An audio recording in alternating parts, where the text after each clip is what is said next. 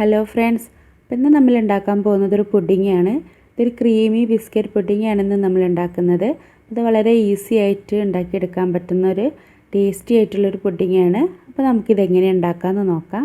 അപ്പോൾ അതിന് മുമ്പ് ആദ്യമായിട്ട് കാണുന്നവരുണ്ടെങ്കിൽ വീഡിയോക്ക് തൊട്ട് താഴെ കാണുന്ന റെഡ് കളർ സബ്സ്ക്രൈബ് ബട്ടൺ ഒന്ന് ക്ലിക്ക് ചെയ്യുക.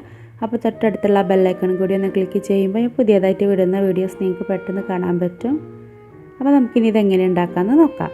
അപ്പോൾ അതിന് വേണ്ടിയിട്ട് നമുക്ക് ചൈന ഗ്രാസ് ഒന്ന് കുതിർത്തിയെടുക്കണം. അപ്പോൾ ഞാൻ മിക്സിയിൽ ഇട്ടിട്ടൊന്ന് പൊടിച്ചെടുത്ത ചൈന ഗ്രാസാണ് ഞാൻ എടുത്തിട്ടുള്ളത്. അപ്പോൾ അതിൽ നിന്ന് ഞാൻ 2 ടേബിൾ സ്പൂൺ ചൈന ഗ്രാസ് ഈ ബൗളിലോട്ട് ഇട്ടെടുക്കുകയാണ്. അപ്പോൾ ചൈന ഗ്രാസ് ഞാനിങ്ങനെ പൊടിച്ചെടുക്കുന്നത് ഒരു കറക്റ്റ് ഒരു അളവ് അറിയാൻ വേണ്ടിയിട്ടാണ്. നമ്മളിതിലോട്ടൊരു 1/4 കപ്പ് വെള്ളം ചേർത്തെടുക്കാം. നമുക്കിതൊന്ന് നന്നായിട്ടൊന്ന് മിക്സ് ചെയ്യാം. ഇനി നമുക്കിതൊരു 10 മിനിറ്റ് ഇതൊന്ന് കുതിരാൻ വയ്ക്കാം. അപ്പോൾ ഈ ഒരു സമയം നമുക്ക് ക്രീം ഒന്ന് ഉണ്ടാക്കിയെടുക്കാം. അപ്പോൾ അതിന് വേണ്ടിയിട്ട് ഞാനൊരു പാത്രത്തിലോട്ട് 2 കപ്പ് പാല് ചേർത്തെടുക്കുകയാണ്. ഇനി നമ്മളിതിലോട്ട് ഒരു 1/2 കപ്പ് വിപ്പിംഗ് ക്രീം ചേർത്തെടുക്കാം.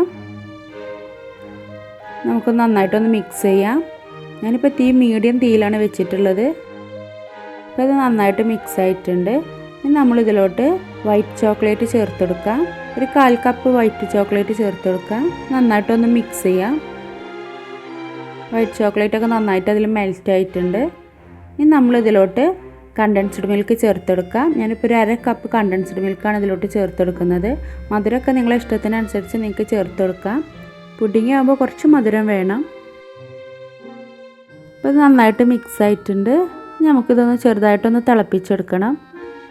അപ്പോൾ നന്നായിട്ട് തിളച്ച് വരുന്നുണ്ട്. നമുക്ക് തീ ഓഫ് ചെയ്യാം. അപ്പോൾ നമ്മുടെ ക്രീം ഇവിടെ റെഡി ആയിട്ടുണ്ട്. ഞാൻ തീ ഓഫ് ചെയ്തിട്ടുണ്ട്. നമുക്കിത് നന്നായിട്ടൊന്ന് തണുപ്പിച്ചെടുക്കണം. ഇനി നമുക്ക് ചൈന ഗ്രാസ് ഒന്ന് മെൽറ്റ് ചെയ്തെടുക്കാം. നമ്മുടെ ചൈന ഗ്രാസ് നന്നായിട്ട് മെൽറ്റ് ആയിട്ടുണ്ട്. ഇനി നമുക്ക് തീ ഓഫ് ചെയ്യാം. ഇനി ഇത് നമുക്ക് നമ്മുടെ ക്രീമിലോട്ട് ഒഴിച്ചു കൊടുക്കാം. നന്നായിട്ടൊന്ന് മിക്സ് ചെയ്യാം. നമുക്കിത് നന്നായിട്ടൊന്ന് തണുപ്പിച്ചെടുക്കാം. ഇനി നമുക്ക് പുഡിങ് സെറ്റ് ചെയ്യാം. അപ്പോൾ അതിന് വേണ്ടിയിട്ട് ഞാനിവിടെ ഇറ്റാലിയൻ ലേഡി ഫിംഗറാണ് എടുത്തിട്ടുള്ളത്. അപ്പോൾ ഇതിന് പകരം നമുക്ക് ചെറിയ ടീ കേക്ക് വേണമെങ്കിൽ ഉപയോഗിക്കാം, അല്ലെങ്കിൽ പെട്ടെന്ന് കുതിർന്ന് പോവാത്ത സൈസ് ബിസ്ക്കറ്റുകൾ നമുക്ക് ഉപയോഗിക്കാം. പിന്നെ നമുക്ക് വേണ്ടത് പാലാണ്. ഞാൻ ചെറു ചൂടിലുള്ള പാലാണിത്. ഇതിലോട്ട് ഞാൻ 2 ടേബിൾ സ്പൂൺ പഞ്ചസാര ചേർത്ത് കൊടുക്കുകയാണ്. അപ്പോൾ ഞാൻ ഈ പാലിൽ മുക്കിയിട്ടാണ് ഞാൻ ബിസ്ക്കറ്റ് എടുക്കുന്നത്. ഇനി നമുക്കിതെങ്ങനെ സെറ്റ് ചെയ്യാമെന്ന് നോക്കാം. അപ്പോൾ അതിന് വേണ്ടിയിട്ട് ഞാനിപ്പോൾ ഇതുപോലത്തെ ഒരു നീളത്തിനുള്ളൊരു പുഡിംഗ് ട്രേ ആണ് എടുത്തിട്ടുള്ളത്. അപ്പോൾ അതിൽ ഒരു ബട്ടർ പേപ്പർ വെച്ചെടുത്തിട്ടുണ്ട്. നമുക്കിത് പെട്ടെന്ന് ഇളകി കിട്ടാൻ വേണ്ടിയിട്ടാണ്. നമ്മൾ ഈ ട്രേയിലോട്ട് പകുതി ക്രീം ചേർത്ത് കൊടുക്കാം. എന്നിട്ട് നമുക്ക് ഓരോ ബിസ്ക്കറ്റും ഈ പാലിൽ മുക്കിയതിന് ശേഷം ഇതിന് മുകളിലോട്ട് വെച്ചെടുക്കാം. അപ്പോൾ ഏറ്റവും മുകളിലത്തെ ലെയർ ബിസ്ക്കറ്റ് ആയിരിക്കും, അടിയിലായിരിക്കും ക്രീം വരിക. ഇതുപോലെ നമുക്ക് ബാക്കി എല്ലാ ബിസ്ക്കറ്റും വെച്ചെടുക്കാം.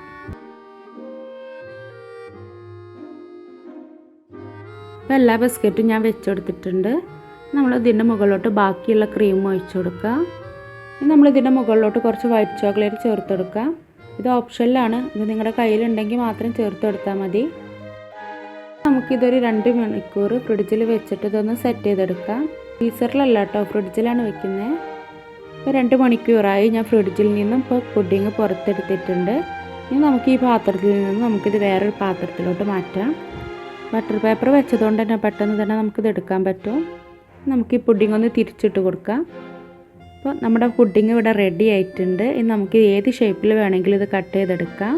അപ്പോൾ വളരെ ടേസ്റ്റി ആയിട്ടുള്ള യമ്മി ആയിട്ടുള്ള ഒരു പുഡിങ്ങാണ്. അപ്പോൾ എല്ലാവരും ഇതൊന്ന് ട്രൈ ചെയ്ത് നോക്കുക. എന്നിട്ട് എൻ്റെ അടുത്ത് അഭിപ്രായം പറയണം. അപ്പോൾ നിങ്ങൾക്ക് വീഡിയോ ഇഷ്ടമായാൽ ഷെയർ ചെയ്യാനും ലൈക്ക് ചെയ്യാനും മറക്കരുത്. പിന്നെ ഇതുവരെ സബ്സ്ക്രൈബ് ചെയ്യാത്ത ആരെങ്കിലും ഉണ്ടെങ്കിൽ ഒന്ന് സബ്സ്ക്രൈബ് ചെയ്തേക്കുക. ഇനി നമുക്ക് വേറെ റെസിപ്പിയുമായിട്ട് കാണാം. അതുവരേക്കും ബൈ. Thank you.